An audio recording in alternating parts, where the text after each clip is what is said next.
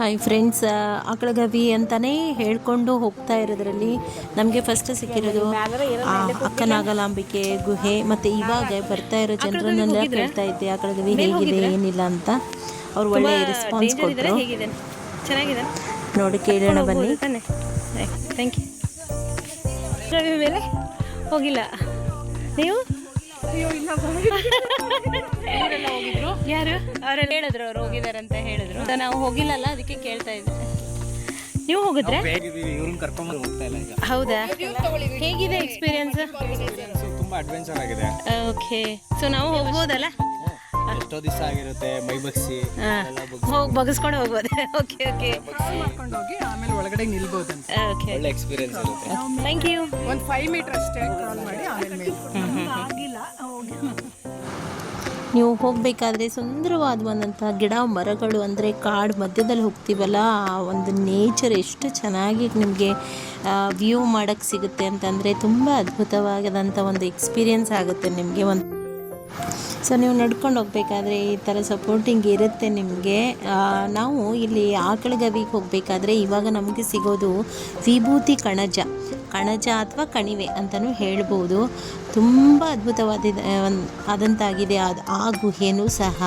ಅಲ್ಲಿ ಚನ್ನಬಸವಣ್ಣನವರು ವಿಭೂತಿ ಇಟ್ಟಿದ್ರಂತೆ, ಅದು ಬೆಳೀತಾ ಹೋಗ್ತಾ ಇದೆ ಅಂತ ಹೇಳ್ತಾರೆ ಗೈಡು. ಸೊ ಇವಾಗ ನಾವು ಹೋಗ್ತಾ ಇರೋದು ವಿಭೂತಿ ಕಣಜ. ಅದು ಆಚೆ ಕಡೆಯಿಂದ, ಅಂದರೆ ನಿಮಗೆ ದಾರಿ ಮಧ್ಯದಲ್ಲಿ ಸುಂದರವಾದಂಥ ಒಂದು ಆಕಳಗವಿಯ ಫುಲ್ ಒಂದು ಬೆಟ್ಟ ಕಾಣಿಸುತ್ತೆ ನಿಮಗೆ. ಅಂದರೆ ಆ ವ್ಯೂ ನೋಡೋಕ್ಕೆ ಸಿಗೋದೇ ನಿಮಗೆ ಈ ಮಧ್ಯದಲ್ಲಿ. ಅದನ್ನು ಮಾತ್ರ ಮಿಸ್ ಮಾಡೋಕ್ಕೆ ಹೋಗಬೇಡಿ, ಯಾಕಂತಂದರೆ ಅದರಿಂದ ಮುಂದೆ ದಾಟಿಕೊಂಡು ಹೋದರೆ ನಿಮಗೆ ಈ ವ್ಯೂ ನೋಡೋಕ್ಕೆ ನಿಮಗೆ ಆಗಲ್ಲ. ಅಂದರೆ ಆಕಳಗವಿಯ ಫುಲ್ ಒಂದು ಚಿತ್ರ ಬರುತ್ತಲ್ಲ, ಒಂದು ವ್ಯೂ ಏನಿರುತ್ತೆ ಅದನ್ನು ನೋಡೋಕ್ಕೆ ನಿಮಗೆ ದಾರಿ ಮಧ್ಯದಲ್ಲಿ ಇದು ಸಿಗುತ್ತೆ ನಿಮಗೆ.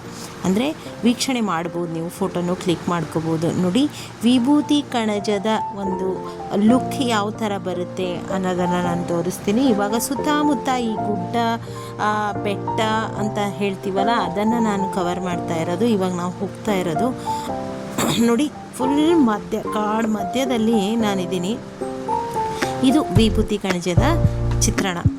ಇವಾಗ ಒಳಗಡೆ ಹೋಗೋಣ. ಒಳಗಡೆ ಹೋಗಬೇಕಾದ್ರೆ ನೀವು ಮೊಬೈಲ್ ಟಾರ್ಚ್ ಹಾಕ್ಕೊಂಡು ಹೋಗಬೇಕು, ಇಲ್ಲ ಗೈಡ್ ಇದ್ರಂದರೆ ಅವ್ರು ತೊಗೊಂಡು ಬರ್ತಾರೆ.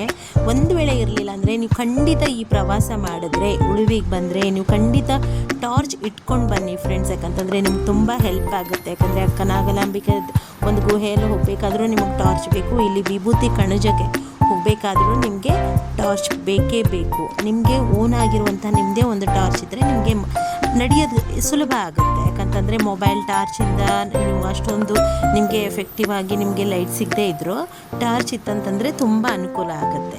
ಸೊ ನೋಡಿ, ಇಲ್ಲಿ ಗೈಡ್ ನಮಗೆ ವಿವರಿಸ್ತಾ ಇದ್ದಾರೆ. ಅವ್ರು ಏನು ಹೇಳ್ತಾರೆ ಅನ್ನೋದನ್ನು ನೋಡೋಣ ಬನ್ನಿ.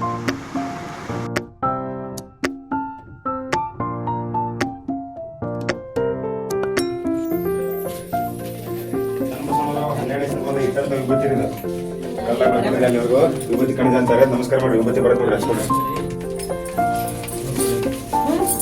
ಅಲ್ಲಿ ಮ್ಯಾಲ ಕಲ್ಲ ಸೌಕಾಶ್ ಬರ್ರಿ. ಸೌಕಾಶ್. ಜ್ಞಾನ ಭಂಡಾರ ಅಂದ್ರೆ ಇದೆ ನೋಡಿ. ಭಂಡಾರ ನಮ್ಮ ಕೈ ಜಂಟ್ ಆಗ್ಯದ ನೋಡ್ರಿ. ಇರ್ಲಿಲ್ರಿ ಮೊದ್ಲ. ಬರ್ರಿ ಮುಂದೆ ಹೋಗಿ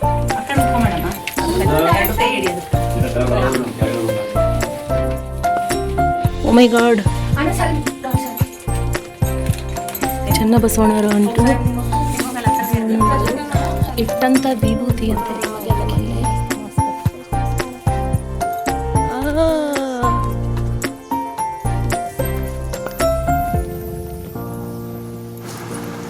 ಈ ವಿಭೂತಿ ಕಣಜ ನೋಡಾದ ತಕ್ಷಣ ನಾವು ಇವಾಗ ಹೋಗ್ತಾ ಇರೋದು ಆಕಳಗವಿಗೆ.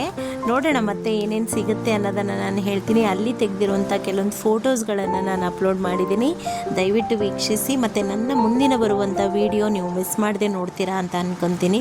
So see you in the next video friends. Bye.